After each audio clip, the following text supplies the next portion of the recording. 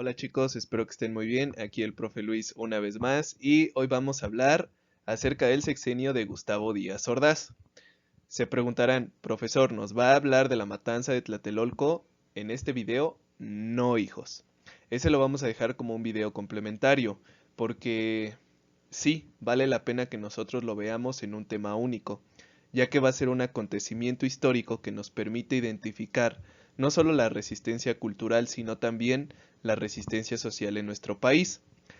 ¿Qué vamos a abordar en este video? Las políticas llevadas a cabo durante el sexenio de Gustavo Díaz Ordaz, tanto las políticas públicas como económicas y de relaciones exteriores.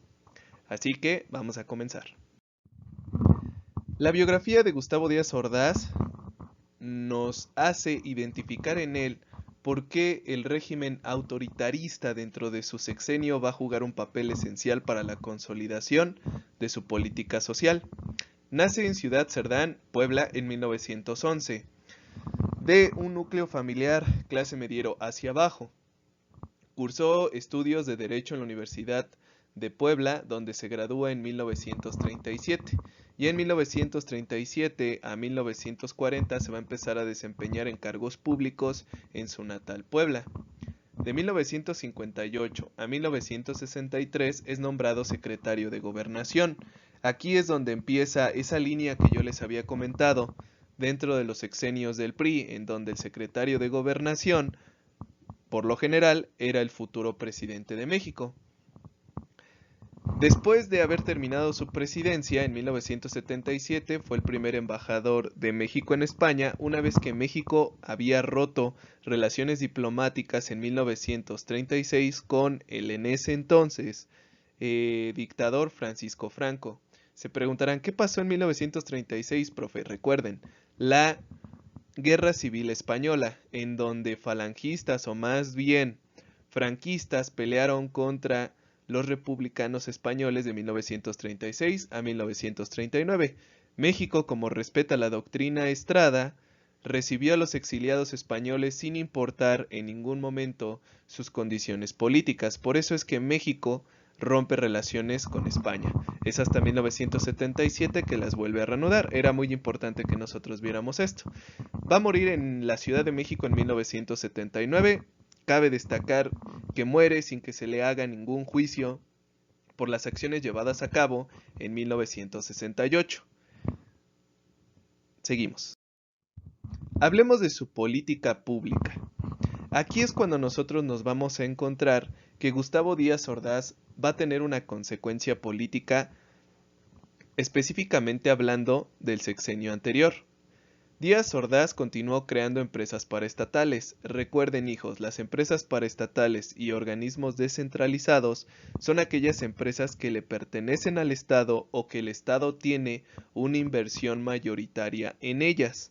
¿Por qué se buscaba siempre empresas paraestatales? Porque recuerden que estábamos bajo la política del Estado benefactor, específicamente en esta política de sustitución de importaciones, en donde lo que se quería en México era consolidar una industria nacional. Pero con Gustavo Díaz Ordaz esto empieza a modificarse. Aquí es cuando empieza a aparecer otro modelo económico que se le va a llamar alianza compartida, pero este tema lo vamos a ver más adelante.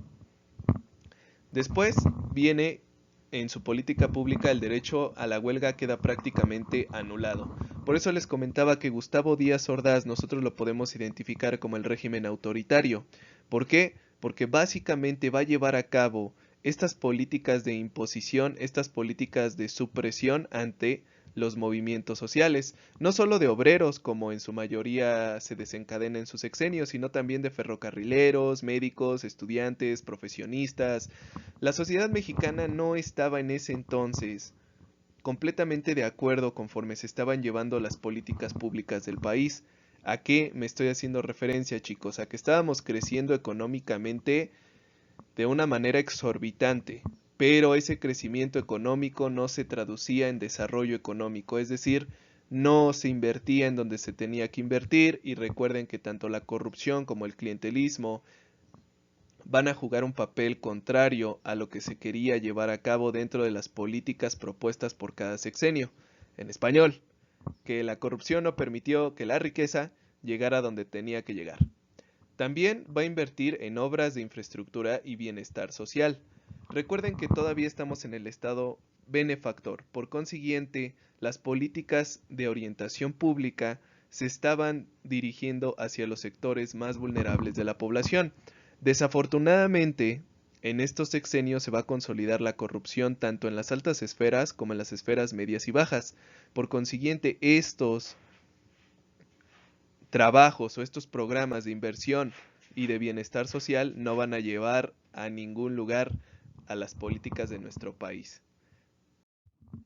En la política económica, esto es muy importante que ustedes tengan en cuenta.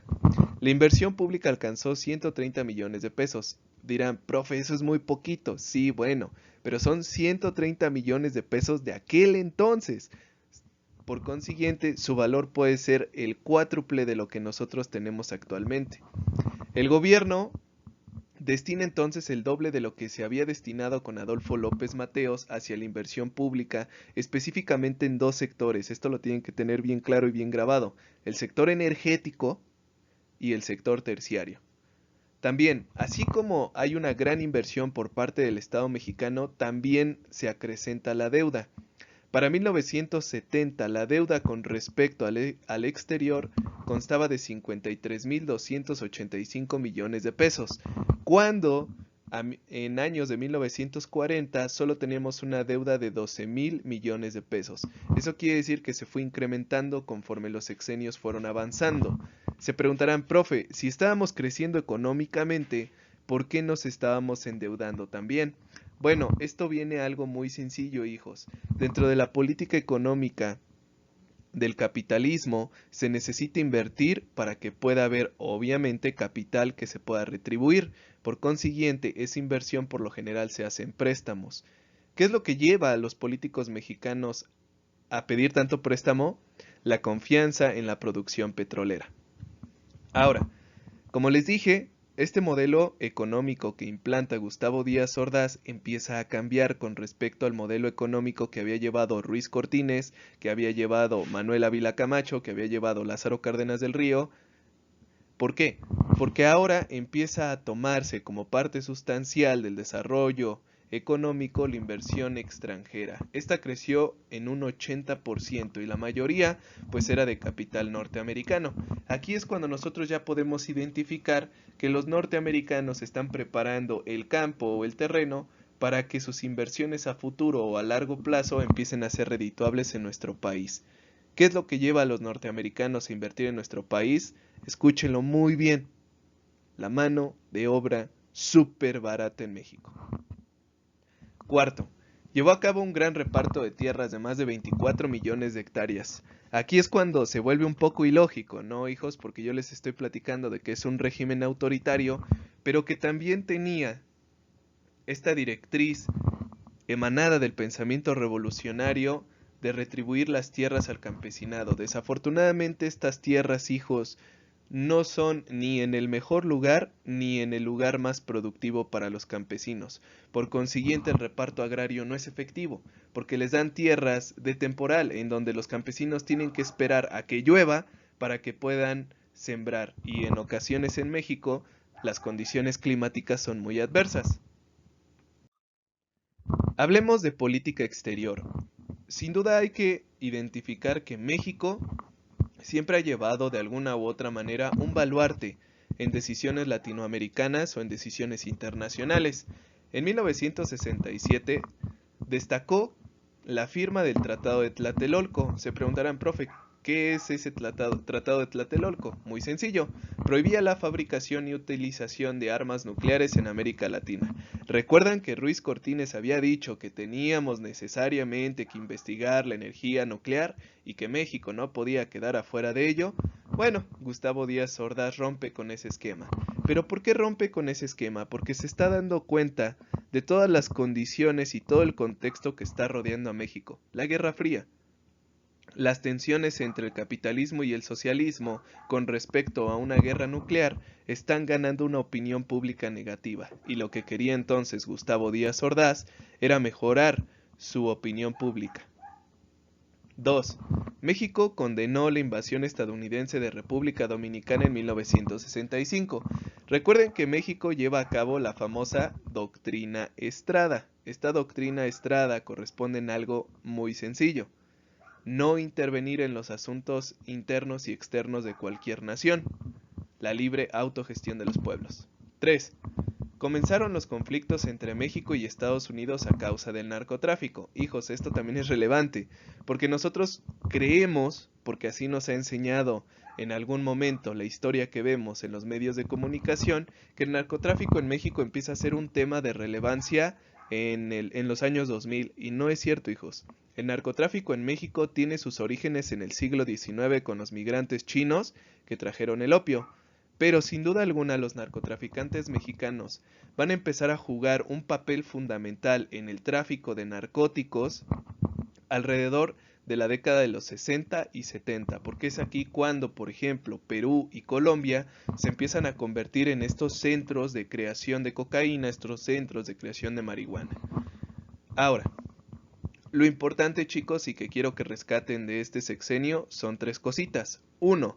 Propone un nuevo modelo económico en donde la inversión extranjera juega un papel fundamental. 2. Las relaciones con respecto a la política exterior es de cercanía con América Latina, pero de oposición ante el intervencionismo norteamericano. Y 3. Se lleva a cabo una política agraria, pero maquillada. ¿Por qué maquillada? Porque no se les dan las tierras necesarias a los campesinos. Espero que les haya gustado el video del día de hoy, chicos, y que estén muy bien. No se van sin antes su dinámica. Quiero que ustedes, por favor, me hagan un esquema en la libreta y me identifiquen las características de la política de Gustavo Díaz Ordaz. Esperen el video de la matanza de Tlatelolco en 1968. 2 datos más, chicos. Recuerden que a Gustavo Díaz Ordaz le toca, dentro de su sexenio, organizar tanto las Olimpiadas como el Mundial. Las Olimpiadas del 68 y el Mundial del 70. Pero ese tema lo vamos a ver en la siguiente clase. Cuídense y hasta luego.